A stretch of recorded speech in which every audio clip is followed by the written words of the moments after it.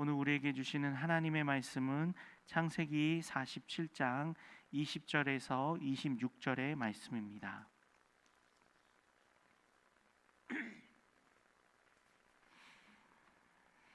창세기 47장 20절에서 26절의 말씀 한 목소리로 봉독하여 읽겠습니다. 그러므로 요셉이 애굽의 모든 토지를 다 사서 바로에게 바치니 애굽의 모든 사람들이 기근에 시달려 각기 토지를 팔았습니다.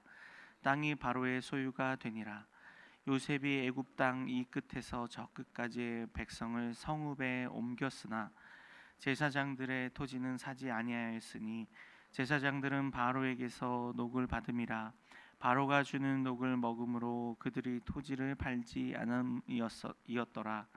요셉이 백성에게 이르되 오늘 내가 바로를 위하여 너희 몸과 너희 토지를 샀노라.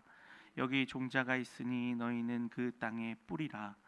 추수의 5분의 1을 바로에게 상납하고 5분의 4는 너희가 가져서 토지의 종자로도 삼고 너희의 양식으로도 삼고 너희 가족과 어린아이의 양식으로도 삼으라. 그들이 이르되 주께서 우리를 살리셨사오니 우리가 주께 은혜를 입고 바로의 종이 되겠나이다. 요셉이 애굽 토지법을 세우매 그 5분의 1이 바로에게 상납되나 제사장의 토지는 바로의 소유가 되지 아니하여 오늘날까지 이르니라. 아멘. 오늘 말씀의 제목은 하나님의 지혜로 사람을 살리는 요셉이라는 제목으로 함께 은혜 나누겠습니다. 오늘 요셉은 대기근의 막바지에 이르면서 요셉의 가족만이 아니라 애굽과 가나안에 있는 모든 백성들에게 영향을 주는 중요한 일들을 행하게 됩니다.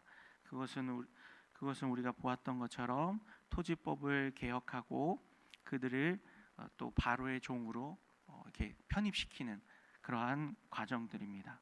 근데 이것이 오늘날 현대의 기준으로 보면 백성을 결국엔 다 종삼고 또 온 토지를 다 바로의 토지로 만들어 버리는 것 아니냐라고 생각할 수 있지만요. 이것이 이 당대의 어떤 기준이나 그들이 살아왔던 생활 양식들을 가지고 생각해 보면요, 오히려 그들의 삶을 더 바꾸어 놓은 것이고 윤택하게 만들어 놓은 개혁들이라는 것을 우리가 알 수 있습니다. 그리고 이 개혁들 속에서 단순히 그냥 제도를 바꾸고 바로의 재산을 불려주고 그 다음에 애굽 백성들을 이렇게 살기 좋게 한 것이 아니라 그 저변에는 이 모든 일들이 하나님의 은혜로 또 하나님의 개입으로 일어났다는 것을 우리가 깨달을 수 있고요. 또 이 속에서 하나님의 나라가 어떠한 작용을 하는지를 예표적으로 보여주는 귀한 사건이 되기도 합니다. 먼저 내용 관찰 문제 1번을 함께 보겠습니다. 요셉은 바로와 백성을 위해 어떻게 조세 제도를 개혁합니까? 본문 24절과 26절을 한번 보겠습니다. 24절입니다. 추수의 5분의 1을 바로에게 상납하고 5분의 4는 너희가 가져서 토지의 종자로도 삼고 너희 양식으로도 삼고 너희 가족과 어린아이의 양식으로도 삼으라. 26절도 보면요, 요셉이 애굽 토지법을 세우매 그 5분의 1이 바로에게 상납되나 제사장의 토지는 바로의 소유가 되지 아니하여 오늘날까지 이르니라. 네. 오늘 요셉이요 조세 제도를 개혁하는데 조세 제도만 개혁한 것이 아니라 우리가 어제도 보았듯이 기근이 계속되면서 이제 이 기근이 애굽 백성들에게까지 미치게 됩니다. 그리고 애굽 백성들도 이제 그 기근에서 살아남기 위해서 곡식을 요셉에게 와서 받게 되는데 처음에는 돈으로 받다가 그 다음에는 이제 돈이 다 떨어지니까 가축으로 받고 가축도 다 떨어지니까 뭘로 받았죠? 토지로 받고 마지막에는 토지도 다 이제 바꾸게 되니까 이제 자신들의 몸을 스스로 종이 되어서 이렇게 생존을 하게 됩니다. 7년 대기근의 시기 동안에요. 그러면서 애굽에 있는 모든 땅들, 제사장들의 땅을 제외한 모든 땅들이 다 그 바로의 땅이 됩니다. 귀속되게 되죠. 그러면서 그 조세를 즉 세금을 내는 방식을 바꾸는데요. 5분의 1, 즉 20%의 세금을 걷습니다. 근데 오늘날 따지면 세금을 20%나 낸다고 너무 크게 느껴지죠. 근데 이 고대에는요, 그 시대에 일반적으로는 이 왕에게 내는 세금이 2분의 1 혹은 3분의 1 정도의 세금을 냈다고 합니다. 그러니까 절반 이상을 왕에게 세금으로 냈다는 뜻이죠. 혹은 3분의 1, 30% 이상을 왕에게 세금으로 내었던 것이에요. 이게 일반적인 그 시대, 고대 시대의 조세법이었는데, 거기서 요셉은 더 나아가서 5분의 1, 즉 20%만 내게 한 것이죠. 이것은 그 시대에는 오히려 조세 제도를 감면해 준 것에 해당합니다. 그리고 또 더 나아가서는요, 이러한 개혁을 통해서 백성들이 살 길을 도모해 주고 있다는 것을 우리가 알아야 하는데요. 내용 관찰 문제 2번을 보면서 함께 살펴보겠습니다. 백성은 요셉의 토지 제도에 어떤 반응을 보입니까? 25절을 보면요, 그들이 이르되 주께서 우리를 살리셨사오니 우리가 주께 은혜를 입고 바로의 종이 되겠나이다 라고 이야기합니다.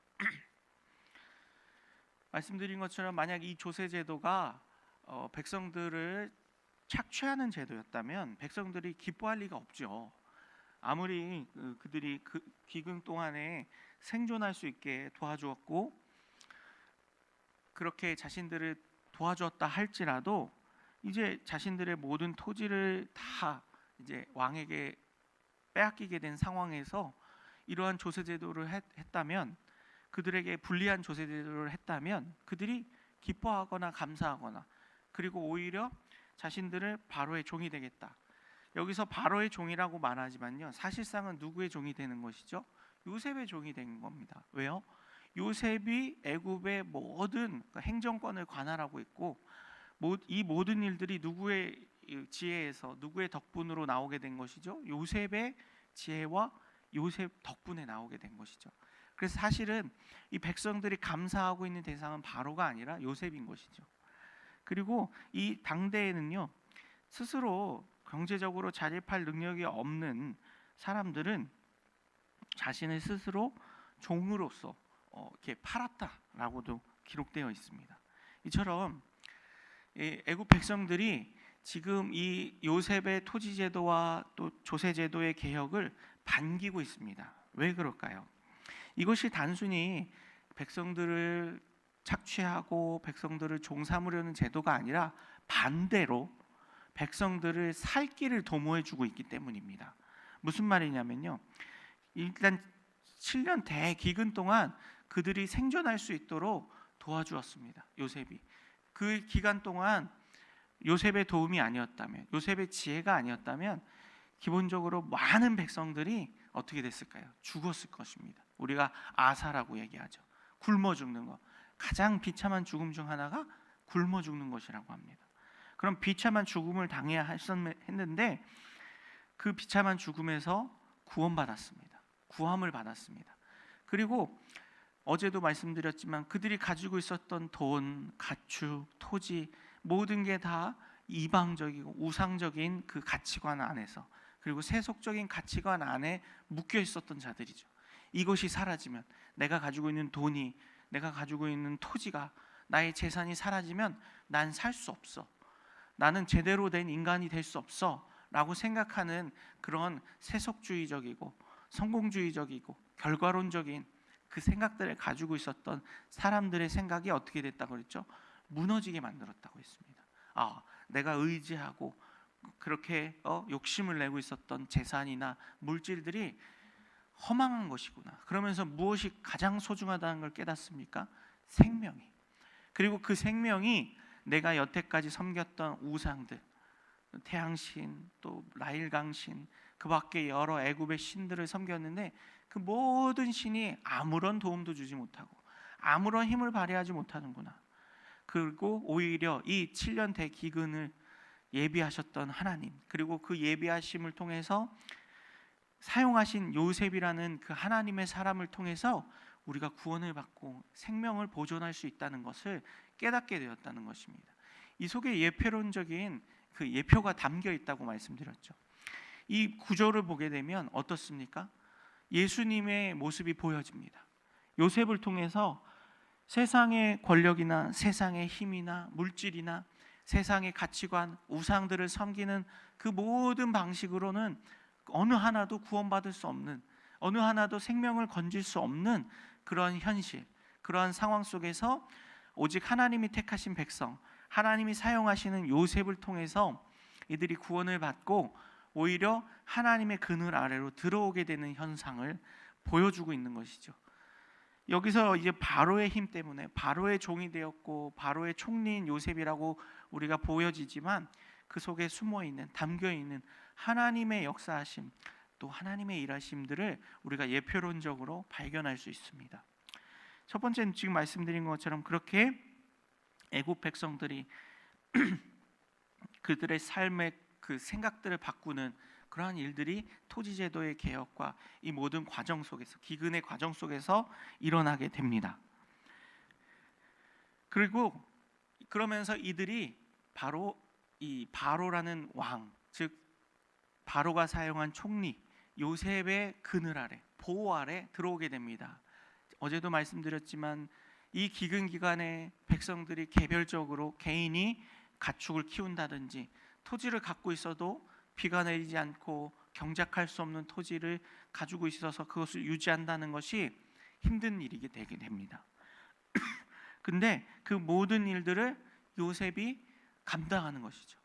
겉으로 보기에는 토지를 다 뺏기는 것 같고 가축을 다 뺏기는 것 같지만 심지어는 자기 몸조차도 종으로 뺏기는 것 같지만 오히려 그 보호 아래로, 그 요셉과 그가 가지고 있었던 힘의 보호 아래로 들어가게 되는 것, 편입되게 되는 것을 우리가 발견할 수 있다는 것이죠.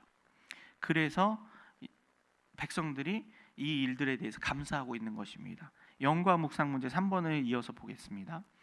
백성은 왜 요셉에게 감사하며 바로의 종이 되기를 자처합니까? 오늘 백성들이요, 자신들이 스스로 종이 되려고 해요.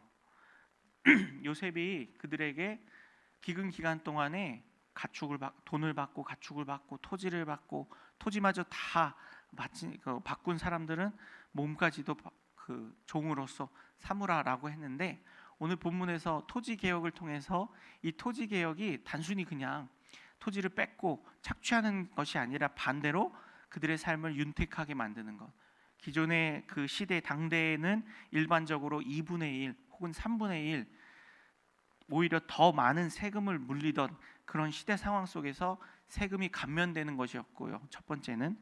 두 번째는 요셉이 그들에게 무엇을 줬죠? 24절에서 보았던 것처럼 종자를 줍니다. 그들에게 토지를 이렇게 다 받은 다음에 반대로 그 이제 바로에게 편입된 토지들을 백성들에게 다시 경작하게 하면서요, 그들에게 종자를 제공해 줍니다. 기근 동안에 먹고 견딜, 생존할 그 곡식조차 없었던 백성이기 때문에요, 종자를 남겨놓는다는 것은 있을 수 없는 일입니다. 그런데 그 종자를 누가 지금 지급해 줍니까? 요셉이 지급해 주는 것이죠. 그들이 무엇이 되었을 때요?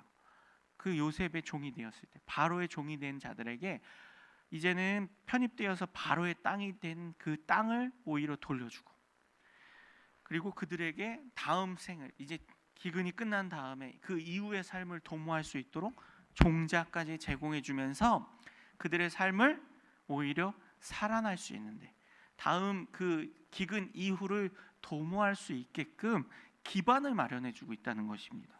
그래서 어떻습니까? 백성들이 고백하지 않습니까? 우리를 살리셨다고요. 이게 종이 된 것이지만, 우리가 바로의 종이 되고 자유가 사라진 것 같지만 오히려 어떻습니까? 우리를 살리셨다고요. 고대 시대에 백성이나 종이나 큰 차이가 없었어요. 왕에게는, 바로 왕에게는 바로 왕의 통치 아래에 있는 백성들이나 종이나 다 바로 왕의 명령에 의해서 그들의 삶이 좌지우지되던 시대였어요. 그래서 바로의 종이 된다는 것은 사실상 그 전에 자유민으로 있는 것과 큰 차이가 없습니다. 그런데 오히려 바로의 종이 됨으로 토지를 지급받고 그 다음에 종자를 지급받고 더 나아가서는 그 소산에서 5분의 4를 자신들을 위해서 쓸 수 있게 먹고, 그 다음에 다음 해에 또 경작할 수 있는 종자를 마련하고 어린 아이들까지 먹이라 라는 이 요셉의 말 속에 담겨 있는 의미가 바로 이것입니다. 그 시대에요, 반 이상을 왕에게 세금으로 바치고 나면요, 생존하는 게 급급했던 것이에요. 그래서 다음 해에 쓸 종자조차도 남겨놓지 못해서 또다시 어떻게 됩니까? 왕에게 종자를 다시 빌려와서 자꾸 빚이 쌓이는 구조. 우리가 조선시대 때 그런 얘기들을 많이 듣지 않습니까? 탐관오들들이 했던 방식들을 똑같은 거예요.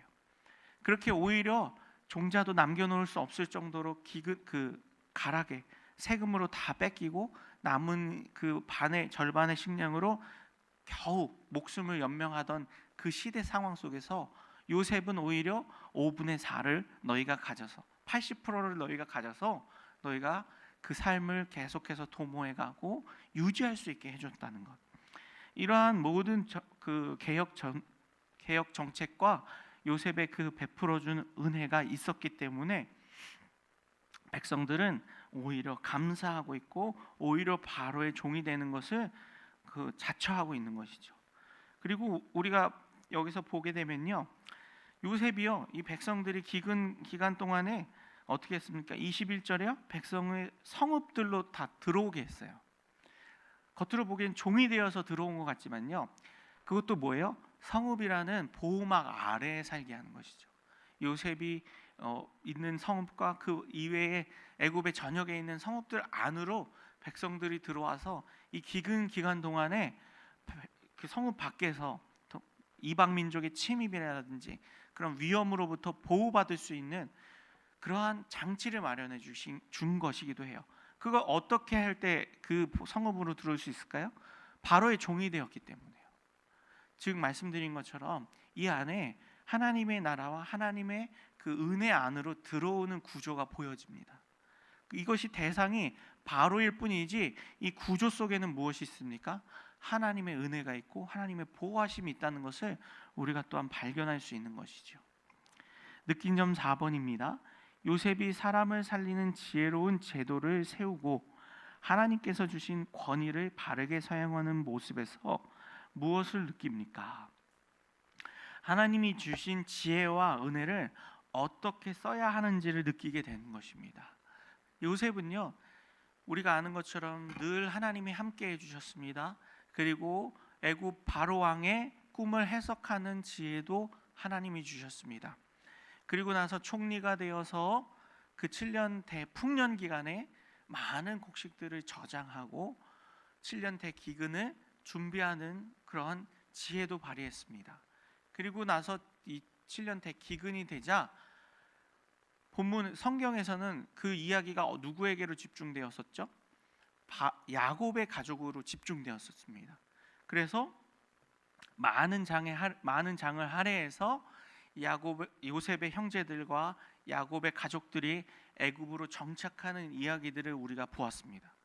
그 이야기들을 보면요, 한 가지 느껴지는 것이 무엇이냐면 요셉과 야곱의 가족들에게만 집중하고 있는 것 같고요, 하나님이 그 선택한 선민에게만 은혜를 베푸시는 것처럼 느껴질 수 있습니다.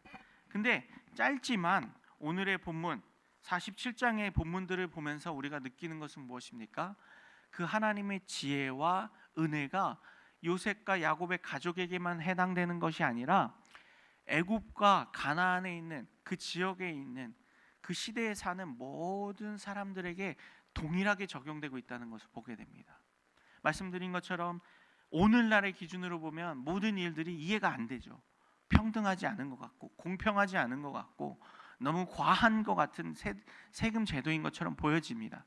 근데 우리가 이 시대의 눈을 가지고 요셉 시대의 그 당대의 사람들의 눈을 가지고 그리고 그들의 입술의 고백 25절에 나온 것처럼 그들이 기뻐하고 감사하고 오히려 스스로 자원해서 종이 되려고 하고 요셉에게 은혜를 입었다라고 고백하는 이런 모습들을 보면서요, 이 모든 일들이 하나님이 하신 일이고 선한 일이라는 것, 그리고 그 일들을 주관하시는데 요셉이라는 한 사람을 사용하셨고 그에게 하나님의 지혜를 주셨다는 것, 그리고 그 요셉이 그 받은 지혜와 은혜를 자신의 가족들이나 자신의 이권이나 유익을 위해서만 쓴 게 아니라 자신을 넘어선 애굽의 백성들, 그리고 한편으로 보면 이 모든 일들이 바로를 위해서 다 누구의 종이 돼요? 바로의 종이 되고, 누구의 토지가 돼요? 바로의 토지가 되고.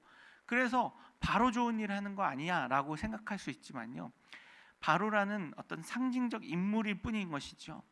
이 모든 그 제도와 또 그 은혜들, 베풀어지는 지혜들은 온 백성들에게, 나아가서는 애굽 이외에 가나안 지역에 있는 백성들에게 다 영향을 주고 있다는 것이죠.